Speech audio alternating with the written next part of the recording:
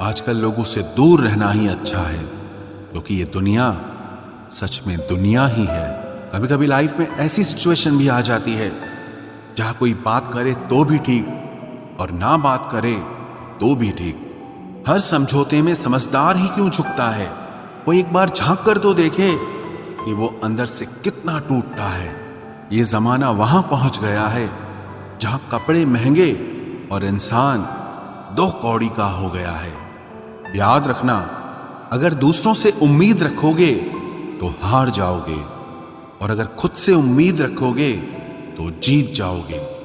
लोग तो नाम तक भूल जाते हैं जब उनका आपसे काम निकल जाता है। उन लोगों के सामने हमेशा खुश रहो जो आपको पसंद नहीं करते, क्योंकि आपकी खुशी उन्हें चैन से जीने नहीं देगी। जिंदगी में कभी भी जाने वालों की सजा आने वालों को